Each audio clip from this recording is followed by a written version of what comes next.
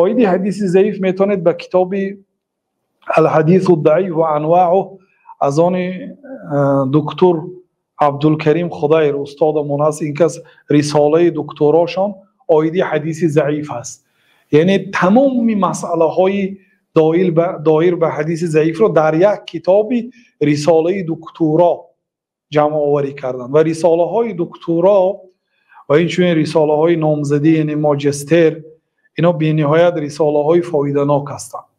اینا فرق میکنه از یک کتابی که یک عالم خودش نوشته است.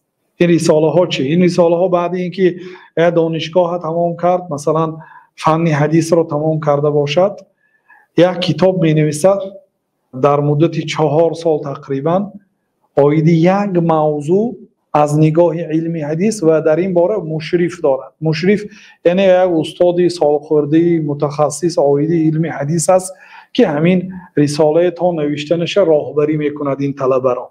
بعد اینکه کتاب مکمل شد، این کتاب به دو دانشگاه، به دو استادی که از غیر این دانشگاه هستن، مثلا در دانشگاه مدینه خوانده باشد به یک استاد فرستاده میشد که در دانشگاه مکه مدرس است یا در دانشگاه ریاض است و دیگر دانشگاه در دیگر استادها فرستانیده میشد. اونا دو کس کتاب زیر ذره‌بین میگن که یعنی هر یک کلمه‌ش از نظر میگذرونن.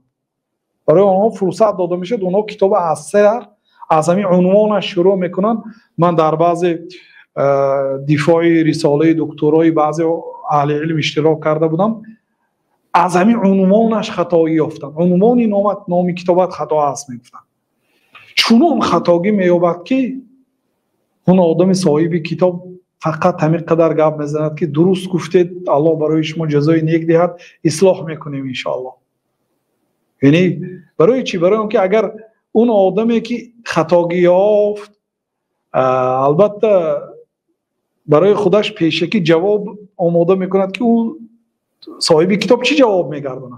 البته بعضی عالما هستن که جواب میگردونه، جواب گردانیده شاید محقق را به خطا برارد، لیکن نادر است. به هر حال دو عالم کتاب از نظر گذرانیده برآمده از کتابش خطایی ها مییابند، بعد در حضور مردم هم مشرفش هم دو آن استادی که این کتاب دیده برآمدن و حضور تماشابینان کتاب اثر تا آخر چند خطاگی که این عالم یافت یا آن عالم یافت در پیش مردم جواب میگوید به هر یک خطاگیش. بعد اگر کتاب به طلبات موافقت کند و جوابگو باشد، بعد کتاب بهای بلند داده میشد و حکمی چاپ کردن برآورده میشد. میگن کتابش سزاوار است که چاپ کرده شد. و این کتابم اول پیش از آن که این موضوع به این طلبه هم تمام دانشگاه‌های عالم اسلامی و غیر اسلامی آموخته میبرند، کتاب‌های متقدمه دیده میبرند. اگر در همین موضوع کتاب نباشد بعد موضوع را میدهند. برای چی؟ برای اینکه یک عالم کتاب نوشته باشد چه حاجت که این کتاب گشته نویسد؟ بنابراین رساله‌های دکترا مهم است، فایده ناک است، برای اینکه هر یک گپش مدلل است، دلیلش ذکر میکند، در حاشیه‌اش بیان میکند. هر یک چیزی که میگوید جوابگری دارد. نه اینکه یک انسان یک کتاب نوشته سو مانده سو رفته از دنیا و کتاب پهن شده است.